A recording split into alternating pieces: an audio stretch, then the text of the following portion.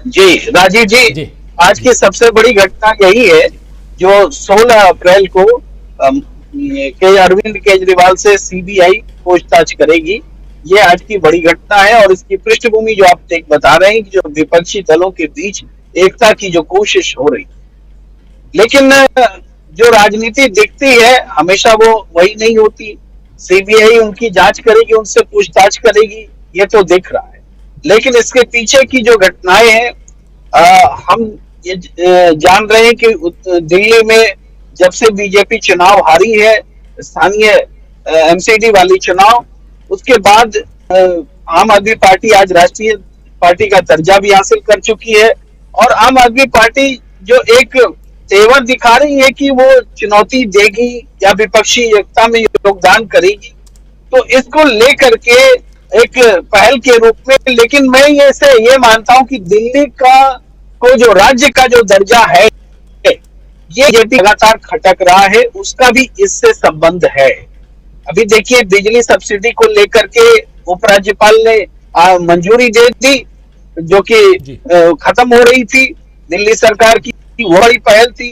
तो दिल्ली सरकार को काम नहीं करने देना है, के राज्य का दर्जा का भी सवाल है और विपक्षी एकता का भी सवाल है। एक प्रेशर पूरी तरीके से आम आदमी पार्टी पर बना के रखना है कि उसको उसका हम कैसे इस्तेमाल कर सके। ये आप जानते हैं कि उत्तर प्रदेश में भी एक पार्टी है बीएसपी, जिस पर की वो प्रेशर पॉलिटिक्स काम कर जाती है। बीआरएस को यानी टीआरएस जो पहले थी, उस पर भी प्रेशर बनाने की कोशिश हो रही है। तो ये सारी चीजें हो रही है। लेकिन कर्नाटक में जो कुछ हो रहा है, कर्नाटक में जो कुछ हो रहा है उससे ध्यान भटकाने के लिए बहुत सारी राजनीतिक कवायद भी चल रही है। और आप देखेंगे कि जो हम तो ये मानते हैं कि जो एनकाउंटर वाला जो एपिसोड पैदा हुआ है, यह लगातार टीवी स्क्रीन पर बना हुआ है, वो कर्नाटक में बीजेपी में जो लगातार भगदड़ है उसका ध्यान हटाने के लिए स्क्रीन पर एक नई खबर डाल दी गई है। ये है एनकाउंटर की खबर। इसको हम इसी रूप में देखते हैं, वो एक अपराध की घटना नहीं है, उसके और भी बहुत सारे मायने हैं। संदेश देने की कोशिश है, पोलराइजेशन की पॉलिटिक्स है, और वो सारी चीजें हो रही हैं। और ये हो रही है तो क्यों हो रही, तो जी। निश्चित रूप से हम लोग जब शुरुआत में बात किया करते थे कि राहुल गांधी जब यात्रा लेकर निकल रहे थे, तब हम लोग कहा करते थे कि जब ये यात्रा खत्म होगी तो भारत में राजनीति बदल चुकी होगी। तो राजनीति बदल चुकी है, और उसी राजनीति के बदलने का परिणाम है कि अब हम विपक्षी एकता जो कह रहे हैं ना, दरअसल यहाँ यूपीए को स्ट्रॉन्ग करने की जरूरत है। विपक्षी एकता की भी कवायद चले और यूपीए का विस्तार हो, ये कांग्रेस की प्रायोरिटी होनी चाहिए। तो उसमें अगर शरद पवार ने ये सुझाव दिया है कि उद्धव ठाकरे से मिले या शिवसेना को भी मिलाया जाए, जैसे मड़ी है वैसा उस चीज को सेंट्रल लेवल पर स्ट्रॉन्ग किया जाए, तो ये उसकी कवायद है। क्योंकि जब तक यूपीए स्ट्रॉन्ग नहीं होगी, कांग्रेस जी। विपक्षी एकता में सबकी महत्वाकांक्षाओं को आगे बढ़ा करके कांग्रेस को कमतर दिखा करके जो कोशिश की जाती है वो लोग सफल होंगे। लेकिन ये सब उसका काट यही है कि यूपीए का विस्तार करके कांग्रेस अपने लीडरशिप की एक्सेप्टेबिलिटी को और उसके जियोग्राफिकल और पॉलिटिकल इम्पैक्ट को जो दावा है जो दिखाए उसको वो दर्शाए और बताए। कर्नाटक में चल पाएगा? देखिए राजीव जी, ऐसे लोगों को याद दिलाना चाहिए कि येदियुरप्पा जी को तो सरकार बनाने के लिए बुलाया गया था पिछले विधानसभा चुनाव के बाद, लेकिन वो बना नहीं पाए थे। पूरी कोशिश वो बहुमत साबित करने से पहले उनको इस्तीफा देना पड़ गया। तो फिर कांग्रेस और जेडीएस की सरकार आई, कुमारस्वामी आए, बाद में जो कुछ हुआ सबके सामने है। और इसलिए ये कहना कि 2 सीट लेकर के भी सरकार बना लेंगे, और ये उसका जवाब वही है। लेकिन कर्नाटक की स्थिति बदली है। जिस तरीके से सरकार बनाने में भ्रष्ट तरीके इस्तेमाल किए गए, उसका गुस्सा है। 40% कट मनी का, और सेंट्रल लीडरशिप, जैसा कि कह रहे थे प्रोफेसर साहब कि सेंट्रल लीडरशिप अपने हिसाब से वहां की राजनीति को हाँक रही है कि येदियुरप्पा चेहरा नहीं होंगे, फिर येदियुरप्पा के नाम पर हम वोट भी मांगेंगे, फिर मनचाहा बदलाव कर लेंगे, जिसको चाहे हटा देंगे।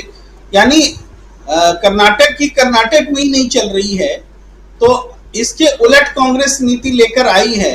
तो इस वजह से भी वो बातें और निखर कर सामने आई है कि कर्नाटक को कर्नाटक से बाहर से रूल करने की कोशिश की जा रही है।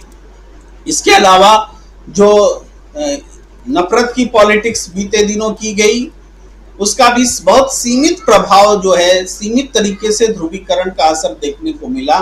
वो जो व्यापक कर्नाटक में पोलराइज हो जाएंगे हिंदू मुसलमान, वो असर नहीं दिखा है। फिर वो दूध ब्रांड वाली जो बात है, नंदिनी बनाम अमूल की बात, वो भी वहां की कर्नाटक अस्मिता से जुड़ी हुई बात बनकर सामने आई है। क्योंकि अमूल में ये दम नहीं कि नंदिनी वाले प्राइस पर दूध बेच सके। नंदिनी जिस दाम पर दूध बेचता है, वो ब्रांड, वो दूध उस दाम पर बेचने के लिए वहां की सरकारों ने बहुत प्रबंध किए। अक्रॉस द पार्टी लाइन जितनी भी सरकारें आई क्षेत्रीय इस क्षेत्र में, कर्नाटक में, उन्होंने किसानों को इंसेंटिव्स दिए, सब्सिडीज दी और एक ऐसी व्यवस्था बनाई जिसका परिणाम है नंदिनी। तो नंदिनी कर्नाटक का प्राइड है।